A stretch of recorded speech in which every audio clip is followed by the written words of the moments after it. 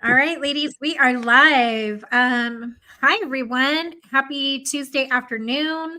Today, we are going to be doing a panel discussion over the book, The Voices of 100 Women. I am joined today with some of the extraordinary women who co authored this book.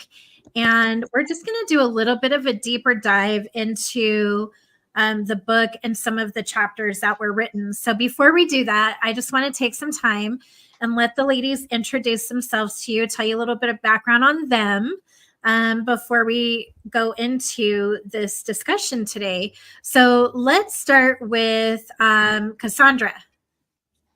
Hi, my name is Cassandra Love Lambert, also known as C Love, and I'm an artist.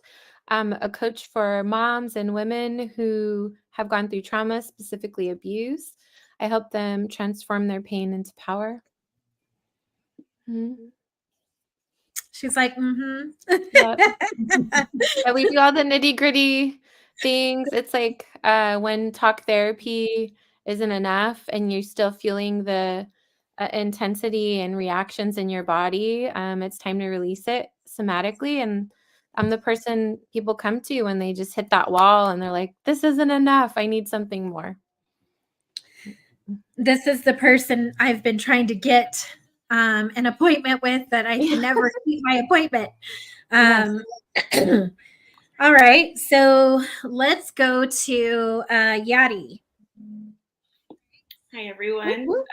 My name is Jadira Amaya, but I go by Yadi. That's been my childhood nickname forever. And I am now a published author, business and mindset coach. I I'm a former business owner who had a clothing brand and a clothing store for almost 8, 9 years, and then now have transitioned to helping others start their own small businesses and encourage them to think bigger, with growth mindset and start their businesses, believe in themselves, see the potential that they've got, and sharing my story. It has also helped a lot to empower them to believe in themselves. Um, I'm a mother of two. I've got a 28-year-old and an 8-year-old. Um, and so I'm super busy. Yes, that's a big difference. Yeah. All right, let's go to Sylvia. Hello, everyone. It's such a pleasure again to meet more of the authors of our fabulous book. I'm so proud to be part of our movement. This is how it feels for me. I'm a women's empowerment mentor for over 28 years with lots of reinvention of the how I did it. First starting in the corporate world, helping high potential breaks through glass ceilings and getting into the C-suite. I've made a few women CEOs or something with a C at the beginning, which is amazing. And then shifting when I moved countries, you hear my accent, from Germany to the United States. I trained women to become professional coaches and get certified by the International Coach Federation. Then I shift again and did retreats. It's for 28 years. The how is shifting with my own life and my own evolution and the marketplace. But at the core, I believe that the world will be a more just and more peaceful and more happy world when we have more women in leadership positions in all areas of our life. Non-profit, for-profit, schools, and also privately, women being again in the leadership roles in their families. So I do that with a lot of different things. I call myself a life artist. I believe life is our masterpiece, and every day is a new canvas where we pour our paint colors, so to speak, metaphorically onto it. And I share my love through writing, speaking, teaching, coaching, and writing. I'm so proud of us to inspire other women through our journeys, because in the essence, we all share a story, very personal, from trauma to triumph, from obstacle to, what is a good word with orgasm, maybe? From obstacle to orgasm. It's always the transformation. And I believe our book will inspire women around the world to allow themselves to make that big jump from whatever they were stuck to whatever they want to get to. And this is what we all do here together. That connects us by heart, no matter our backgrounds. Thank you for sharing. All right, last but not least, Marlene. Hi, everyone. I'm Marlene Gravenberg from Suriname and a mom of 2 adult children, a young lady and a young man. They gave me 4 beautiful grandchildren, 3 grandsons and 1 granddaughter. And it's been an amazing year for me. So much good things happening along with the challenges. I'm the owner and founder also of Leadership Refocus, where my focus is really on personal and professional development of entrepreneurs. That's what I have had the last 6 months, young women and young men having their own company and the struggle with the finding their voices, but also wanting to know who they are. I've written some of the stories in my book, Re-Embrace You. And I think we all have that common thread, and that is empowering mainly women. And I'm so proud to be part of this, for part of this community, part of this 100 Voices of Women project. It's more than just a project. It's a message. It's encouragement. So together we are very, very strong. Agree. So I know Anna just joined us. Hello. We were just popcorning around the room, just sharing a little bit about who we are, what we do, before we dive into the discussion. Hi, thank you for the opportunity. Please bear with me. Today is driving day, so we left Indiana and we're going to Arkansas. So my name is Anna Martinez, and I do many things. I'm a homeschooling mom of 3. I'm a registered nurse, certified lactation counselor, travel agent, and How Money Works financial educator. And I'm super excited to be part of this project. We're blessed. And that was it, right? That's a lot. The multipreneur.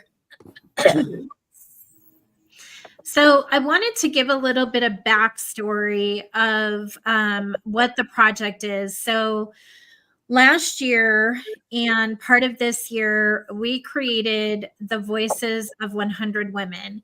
And what it was, or what it is, it was a scholarship where She Rises Studios covered a lot of the costs that it would normally take to have women be able to publish their solo books. And so 100 women from all over the world submitted applications or were contacted. There were interviews that were taken, all these different things. And there were 100 women chosen, given a scholarship to. And over the course of this year, next year, and 2027, these 100 women will each have their own solo book. They will also be a part of a docu-series called The Voices of 100 Women. And then we also have this book called The Voices of 100 Women that is an anthology.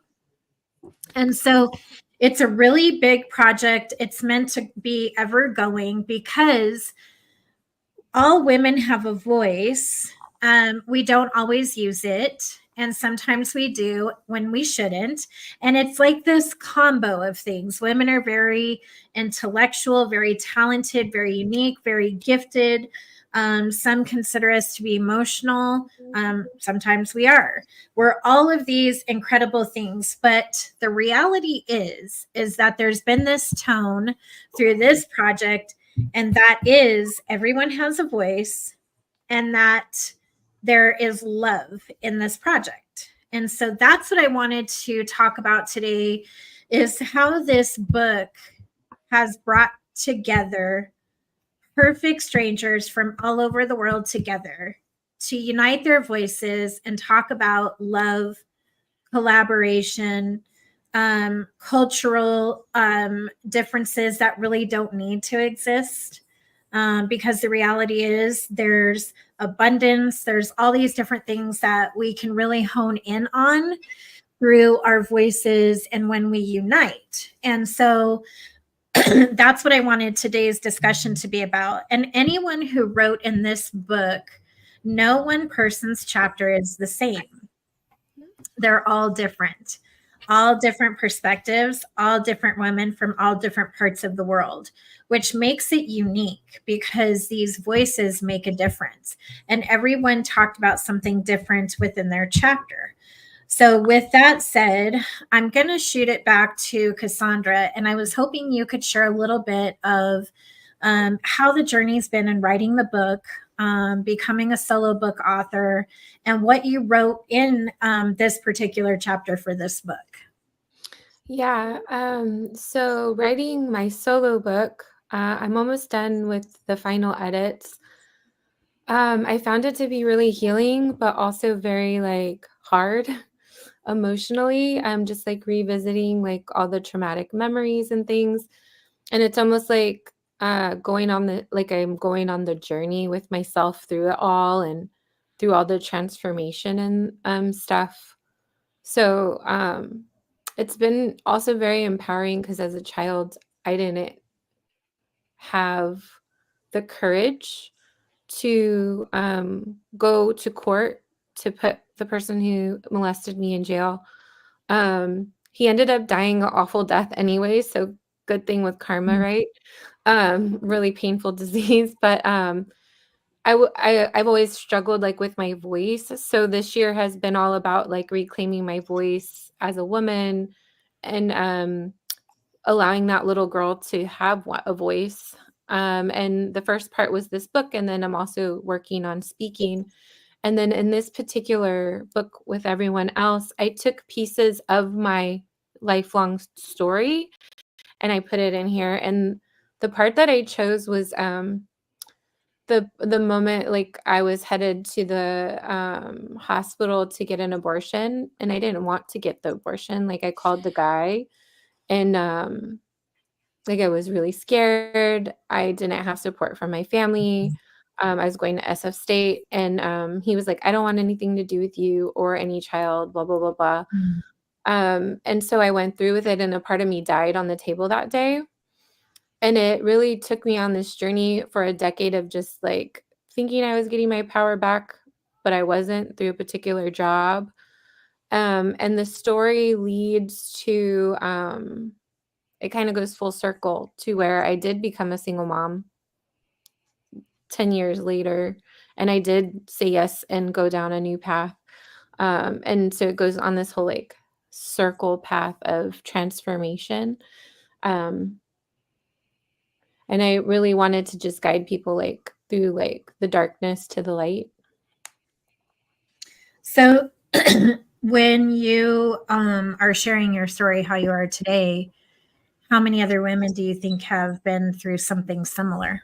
Oh my God, so many women, so many new women. Like, because the whole thing too with politics and stuff with like the abortion piece, it's such a layered topic. And it's not easy conversation for anyone. And I don't feel like it should be a blanket choice. Like it's so individual per person. And there are people who, when that choice comes, that's not even the choice they want to choose, but they don't have the resources or the support they need around them to make a different choice. And they're just really scared. And to be honest, when I did this, get pregnant again and chose to be a single mom, that was the hardest choice I ever did. It was hard. There isn't a lot of support for single moms out there, and childcare is just as much as rent. And so it just it puts you in these predicaments and situations of not having a lot of choice, and it's hard. It's really hard. And so many women go through it. How do you think your chapter could help someone? I'm getting goosebumps. It can maybe give them some courage, right, through my journey. Also, I point to things that really helped me transform everything from dark to light. Like I just I like being very raw and vulnerable and just sharing it like it is.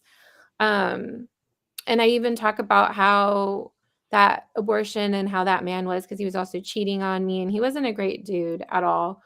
How that actually sent me on this trajectory of thinking I was getting my power back by becoming a gentleman's club dancer.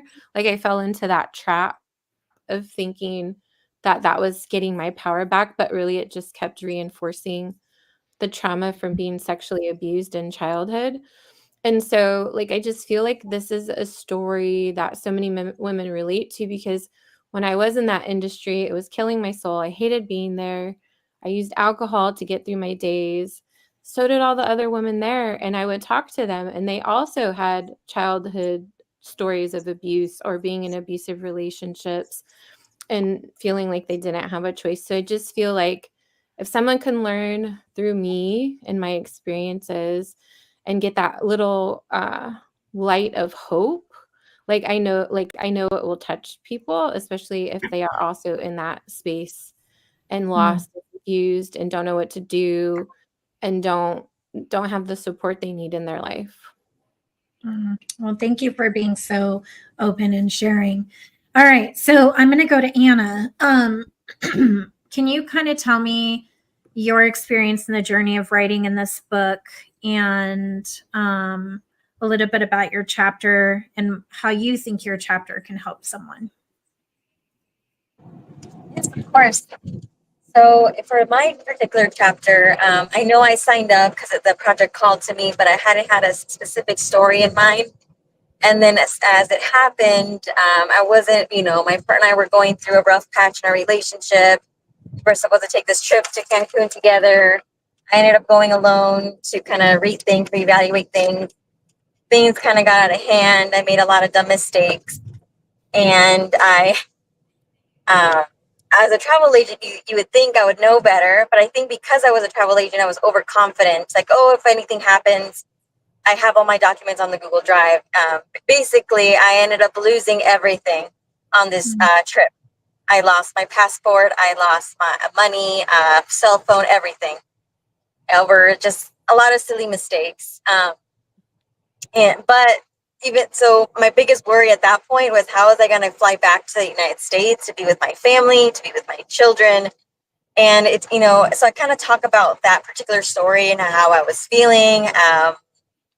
And it was a very rock bottom moment, especially when you don't know if you can go back to your country without any documentation. And I think at the end, what I was trying to portray with this story is that, it wasn't Cancun's fault. It wasn't me being a solo female traveler that this happened to. It was my own mistakes. Anybody can make those mistakes. But what came out of those mistakes? So what came out of that experience? One of those things is that being a nurse, I worked hospice, and for the longest time, due to my mom dying at the young age of 53, a lot of my decision making was, well, I'm going to die tomorrow. I could die tomorrow. I'm 33. I'm going to die in 20 years, right? I have to live life to the fullest. I have to do it, and I kept getting myself into debt, which that's why I became a financial educator, was because I've made so many mistakes throughout my journey because there is no formal financial education. So when I finally made it back home, I was super grateful to be, we reconciled. We looked at what we were doing with our life, and we weren't living the life that we wanted to live. And so that's where I go into my chapter. And not only do I talk about my story, but also steps that people can take, practical steps that people can take to start living a life that they truly want to live. I think one of the steps is, your mental is your mindset, right? Living a life, knowing that living your life to the fullest, living it now, not waiting till tomorrow. And this is coming from someone who not only has seen death so many times, because of my, my job, right, working as a hospice nurse, but also my personal experience with my mom dying, but also knowing that life is so precious. And did it suck that I had to feel like I was never going to come home, to be that scared for us to finally make the leap into the journey that we're living now, which, had I known, if I had a crystal ball that would tell me that, I was going to be living this full-time RV life, would I have made the mistakes I made, or the things? No, I probably wouldn't have. I don't think I would. But I think we all get into this routine. This, you go to work, and then you go home, you go to school, you go home, and it's just this mediocre life, that ordinary life that people live. And there's so many options, and I think that if, just like, the previous speaker was saying, if someone could read it and see it, that you have a choice, and maybe I can help you. Why not? As women, I don't want to feel like we don't have a choice, or that we have less of an opportunity to make these choices. But it all starts somewhere, it's baby steps. It could be, and I give different examples, like whether it's your mindset, it's your emotional, your spirit, or a physical change. But we can all start somewhere to make a choice, so that where we are living our best life.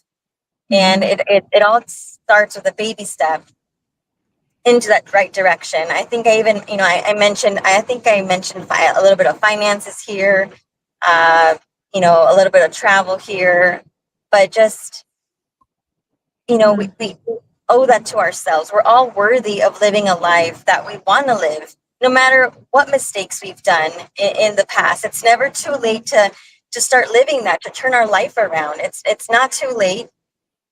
We can all do it.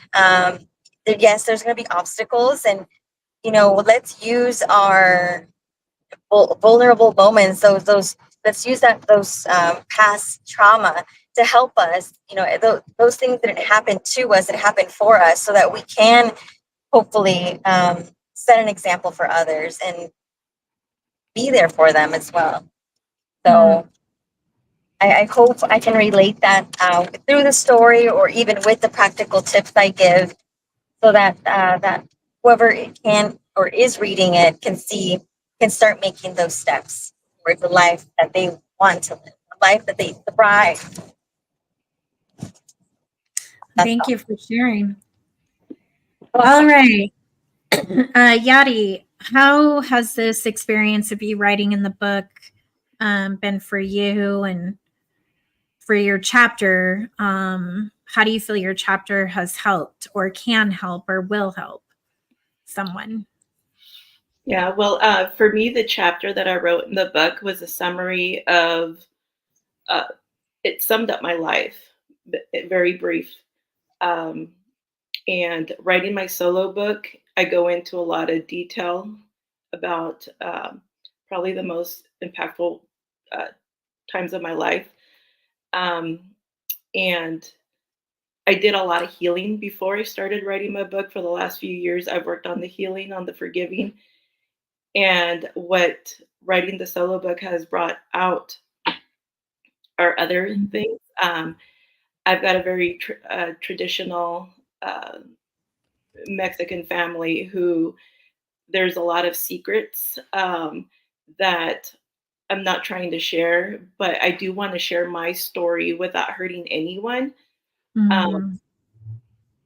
And that's been the hardest, I think, part of this journey is earlier this year, I interviewed a lot of family members who I'm not writing about family. It's really, I'm putting out my story, my experiences, but through family members, I am asking questions. I'm asking my aunts and aunts related to both my mom's side and my dad's side of the family, because I need clarity. There's a lot of things that are still blurred. I feel like what do you call it? I have blocked out a lot, and there are just parts and pieces that I remember, and I just want to make sure I get things right, and I remember things, well, at least the way I remember them are accurate, and So I've kind of shifted my story a little here and there because um, it's not the shame or that I feel. It's more of a guilt that I've been dealing with. Um, and but at the same time, this year, I feel like I've never embraced my story more than I ever have it until like now. Now I really feel like I'm embracing every part of me. Um, all my experiences in the past, the good, the bad, everything in between. And I've never felt so worthy, so loved, so loved, like loving myself, so in love with myself. And so grateful for everything that I've gone through. And I feel like if you read my chapter, I could have become a statistic. And but what I did was I broke a lot of generational trauma and Yeah. Get it, girl. did a lot of that. And it was after I battled stage 3 breast cancer, and it was aggressive. And I'm like, it was after that when I realized, like, there's a reason why I'm still here. There's a reason why I didn't get locked up when I was young. I didn't become a drug addict, or I didn't die, through DV or cancer. Like, there's a reason why I'm still here on this earth, and it's to share with others that you can persevere. Mm. And um, and there's a lot of things that are out of your control. Getting molested or raped, or hurt. There's a you can't control that. Um, and so you have a choice. I mean, later on, there's things that where we have choices, and it took me a long, long time to finally make the decision to completely just shift my life and what I want to share with the world, and what I hope that other women see is that, if I was able to do it, they can too, and you can get out of your circumstances, and persevere. So by the time my daughter was in middle school, I was like, my daughter's not going to end up, down the same path that I did. So I was teen mom, uh, booster mom, PTA mom. I was so involved with her schooling, and saw my daughter graduate and go to university, and buy her house at 22. Like, I broke that cycle, and I've empowered her, to do the same and go even further than I ever did for, her children later on in life and other women. So, anyways, it's been quite the journey this year, but yeah, I definitely want to share that it's been the most rewarding thing to finally start speaking out and sharing my story. Um, and the more I do it, the more I find out that I've never been alone. There's so many women that experience and go through um, things. You're not alone. Yeah. There's lots of other voices, some that haven't shared yet, and some you gave the courage to, Yeah. which was the whole point of the Voices of 100 Women. So I'm going to go to Marlene next. Marlene, how has been writing this chapter in this particular book, as well as, creating your solo book? How has that been for you? And share a little bit about your chapter in this book. Yes, I will. Sure. My writing journey itself. Um, I don't know if I mentioned it, but here we speak Dutch, so I'm not a native English speaker. So it was for me, writing in another language was opening myself totally up for experiencing this. Having worked for different international companies that helped me, but putting your thoughts and your feeling in another language is it's quite quite it's not exception, but quite an experience. And so that's where it started. But writing the solo book was also a part of healing, because while writing, it was also a lot of reflecting, but also finding the relatable stories. You are all in, especially in my coaching practice, where during the coaching of men and women, I could see that we all relate in our story. And the book Re-Embrace You, what I discovered in my personal life, but also in uh, the coaching clients, is that we most of us, we didn't learn, and it's not that our parents didn't want us or couldn't help us to to learn how to develop a relationship with yourself, but it was more that how they were brought up. So I saw that common thread in myself and the coaching clients. It was everybody else and you on the last place.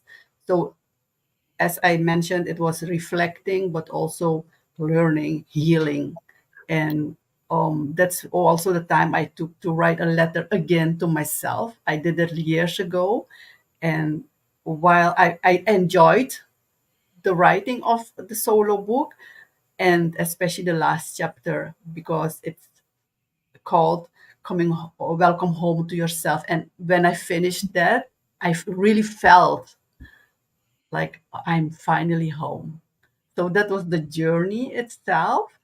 Um, and for the chapter in the 100 Voices of Women anthology, years ago, I've experienced a pain that I never had imagined I would experience when in a relationship you experience infidelity, because I didn't know what it was, and being brought up in a Christian family, it's also you are taught that I was taught that you have to forgive and forget. But when the moment is there, as an adult, I I didn't know how to do that, and that's when I started writing, starting doing research. So that happened in 2013, and also the blame, the anger, because we as women, and that's what I also experienced during my coaching session, is if your relationship doesn't work, it's your fault. So all this guilt about what didn't I do wrong, or what didn't I do enough to keep this relationship going, because when I started this relationship I was imagining we're growing all together, but what if it isn't? And the forgiveness part, the anger, but also um, talking down to yourself, because for me infidelity is a core value, but the rest was good. So why I am complaining? I have everything else. But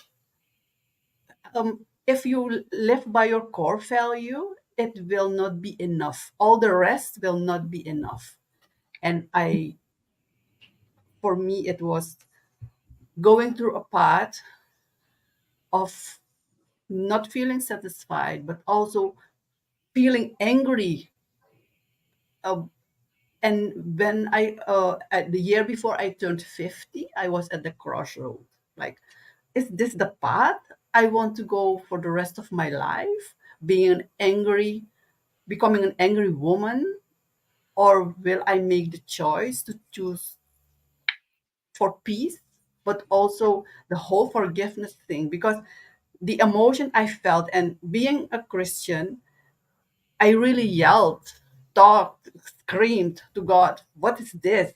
Why is this? Why is this happening to me? I've been a Christian child. I've talked to you. I've served you."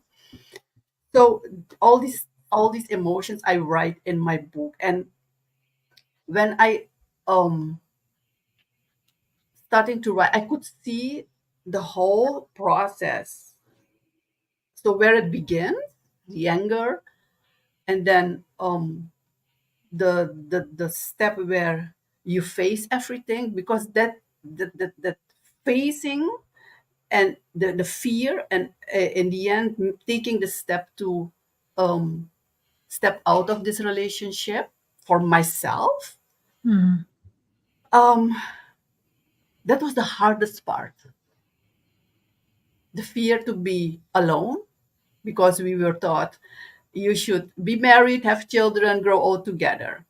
So the fear to be alone, um, really living alone, and what will my children say, especially my son.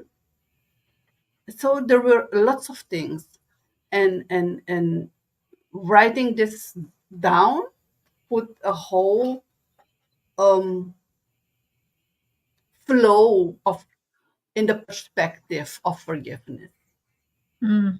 and that it's okay to have all these feelings, but in the end, the good what came out of this. Oh, by the way, before I started writing, I wrote this in handwriting. I wrote this story in handwriting years ago, and but to publish it was Mm. also hard, because what will my children think about the story? It's about their father, but also their father himself. What would he think about this? So before it was published, I had a conversation with him, like, so this, I wrote about this, but it's about me. It's not about you. I didn't write ugly things about you.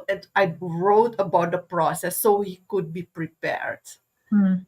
Um, and in the end, one of the things that is important also in the forgiveness process is it's not about the other person, it's about you. And you can also make the choice not to have any contact or have this person out of your life. For me, I it felt good to have my children, their father, still in my life, because we have children, we have grandchildren, we will go to parties and of the family. So it's now we have now a better relationship with each other. I can count on him if I need help. He can count on me if he has his birthday. We can. So this is the whole. But that is my choice, and it felt good for me because I went through that whole process. In the end, um, I didn't feel triggered by. I don't feel triggered by anything. When you some in the beginning, when you watch a film and you see all this infidelity, the anger that Mm. comes, the emotions, I don't feel that anymore. And in the end, you know I've experienced that going through this process helped me also to forgive faster, and Mm. not getting these emotions. I can get them better in perspective, and I can deal with them. That's what I've experienced, and that's a good that came out of this. And for I hope that this chapter will also help other women who have experienced, and it doesn't have to be infidelity. It can be anything else that hurt you that deep in your core, that this will help them to see the whole process in perspective, and that's okay to go all through all these emotions, and in the end, to make a choice for yourself. Mm. Well, thank you for sharing. I think you know all everyone who shared today, and all the authors in the book, all the voices are so different, but a lot of the stories themselves are similar. And The fact is there's no culture, no race, no creed, no religion that excuses you from experiencing life's traumas, life's joys. There is nothing that can break bonds of women and their voices unless it's us breaking it ourselves. And so, today we've heard about infidelity, about forgiveness, about rape, molestation, abortions, bad financial choices, bad decisions. But all of these things still, no matter what, you're still worthy. We're still worthy of everything good. We're still worthy as women, and we're still worthy of a beautiful life. All those things that we've shared, we've talked about today, just shows that you're not alone. Like, none of us are alone. So, we're only going to be able to stay on today until just 2 minutes before 4 o'clock, in honor of time. And so I want to go to Sylvia next. And I was hoping, Sylvia, that you could share your perspective on how it's been for you to write in this book, but to also be a part of the project, and a little bit about what your chapter is about. Thank you, my dear. Wow, I have to take a deep breath first, because exactly what you just shared, even though all the different stories and chapters are so intimately personal, but I believe because of the courage to go so into the depths of the personal intimacy, they become universal. It's a bit of a paradox. As more intimate we go, we somehow touch deep down the universal undercurrent of what it means to live life as a woman. And saying that, I get goosebumps.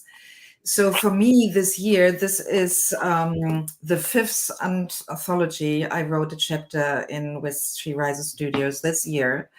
And I feel like the whole journey from chapter to chapter to chapter, I'm in the process to finding my voice more clearly. And so this is why I love this title, The Voices. And it is my most personal chapter.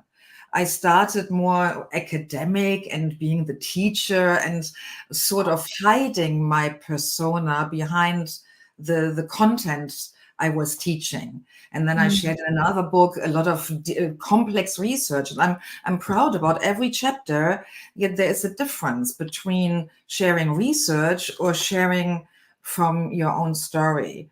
And here, if you allow me, I would like to read just 6 short lines, because for me it was such a breakthrough. I never had a relationship with poetry. I never read poetry. And interestingly, when I sat down to write this chapter, a short poem flew out of my fingers without plan. And I didn't edit it. I just left it as it is. And it literally summarizes the chapter and also my solo book from the whole series. So it's a world premiere, and I'm a bit nervous, but nevertheless, here it is. I always felt like a bird without wings, meant to soar, yet drowning in thoughts and things. Books as friends, food for comfort, clothes as protective masks. Why did no one ever ask? Why are you truly here? What do you hold dear? Wow. Cry right now, because it summarizes my whole life.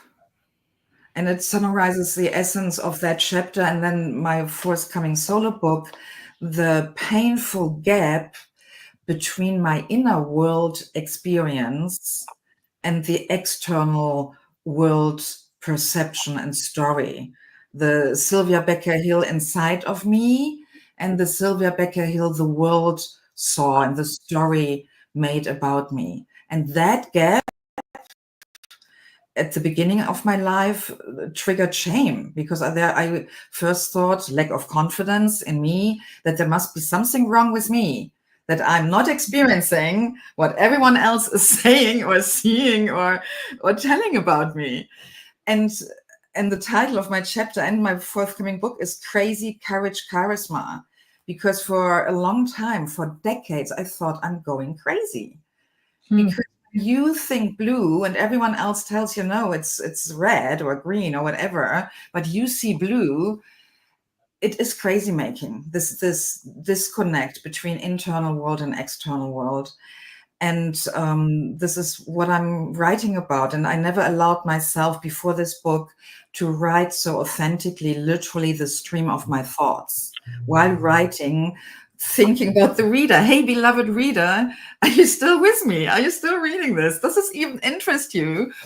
So I was for the first time honest to bring out literally my intimate thoughts while I'm writing, and the meta level of thoughts about my writing and my worrying about the reader. Because for every writer, every author, in my perception, and you, Hannah, as a publisher, you know it probably even better, for me, there are 5 phases in all writing processes. If we go to the publishing route, first we have the conception, the vague idea, then we sit down and do the work and really write. And everyone has a different style. And then comes the editing. And the editing is like the first time where I consciously read what flew out of me. And then there comes this nerve-wracking publishing. Yeah, it's a bit like a birth. You don't know what kind of baby will you bring to the world. Is it a nice baby, a monster baby? Will it be loved? Will it be easy to raise, right? So you publish, and there's so nerve-wracking, and then readers read, and there are the public reaction, which we have then to deal with. Yeah, maybe to clean up misunderstandings, because the book is not read like intended or whatever, right? Or you become suddenly famous and you get so many invitations to talk about your chapter. We don't know. I mean, our baby is still a baby. It's not even a toddler. It's just out. We don't know yet what will come out of it. And it's exciting. It's nerve-wracking, and it's a huge possibility for all readers to be touched, inspired, and empowered by our stories. And also for us, and as a community, book signing parties, online, in person, workshops, summits. I mean, we have so many wonderful projects ahead of us. This book just got birthed, and we will all make sure it grows beautifully and spreads its seed. And 2025 will be an exciting year to see how this baby touches women around the world. I think it already is. I think it started within our group itself, of the women who said yes to being a part of this book, a women who said yes to, writing their own solo books through the scholarships. And I think it's already begun, but I also see people who have started reading this book in particular. It shows that even though wherever we are in the world, we all experience similar things. We all have a voice. It's kind of what I keep saying, we're not alone. We've talked about so much in this short time together of forgiveness, bravery, courage, wondering, are we being seen? Are we being heard? Do our voices matter? We've talked about all different types of traumas in this, but the reality is that none of us are alone. We've had each other. We just didn't know it, which is why I think this project is so powerful and will continue to grow, because we have really stepped forward and said, here's our stuff, but we can't be the only ones with stuff. Right? It's just, we're the ones who are like, you know what? I'm going to take this leap of faith, and wherever I land, I'm going to land on 2 feet, and something good is going to come from it. And that's kind of what I'm seeing happen, is more and more women are wanting to share their story. More and more women are wanting to speak out. More and more women are wanting to make those changes wherever they are in the world. It's not just in our own backyards. It's across the 7 seas, right? It's everywhere. So I really think that the Voices of 100 Women is a powerful example of what happens when you get women's voices together for the good for the significant, powerful impact of good instead of the gossipy drama. It's quite opposite. When you're so intentional about the goodness and that impact that you want to make of good, all the mistakes, all the trauma, all those different things become a distant memory, and you're so hyper focused on the good of what you're doing now that's part of your healing. That's your therapy in the making, as you're sharing your voice and bringing that impact of good to someone else. So with that said, ladies, congratulations to all of you for sharing your voices, for being brave enough to do so. And for those who are watching, if this isn't proof to you of what it looks like when you collaborate with women and you share your voices and you work together for good, this is living proof of that. This came from women from all over the world who did not know one another. Half of us haven't even seen each other in person. And yet we made this work. So what does that tell you? If we can do it, anyone can do it. If we can heal, you can heal. So what are we doing next? That's the question, right? What's next? Yeah. So I just want to say, ladies, again, thank you for coming on today. This book, The Voices of 100 Women, is all across Amazon. It continues to circulate into the retailers. This is a book for everyone, man and woman. Yes, it says The Voices of 100 Women, but I wholeheartedly believe that books like this give men an insight on what incredible women they are partnered with, who their mother is, who their sister is. I mean, I have a husband, I have a son who read this. Men and women can change the narrative and change for the good. And so I think that this book really showcases that. Yeah, totally agree, Anna. Totally. Because my book, Re-Embrace You, there was an order. And within that order, there were 5 male men who also ordered their copy. So yeah, I'm so glad. And because it's not only for women, the book is also for men. So, and also this book. So our books, our stories are not only voices of women, but also voices to men about women. Yeah. Exactly. Well, I want to thank you, ladies, for joining me this afternoon and sharing more insight on your chapters and on you. And to everyone watching, the way that you can support and help elevate this is to continue to buy this book.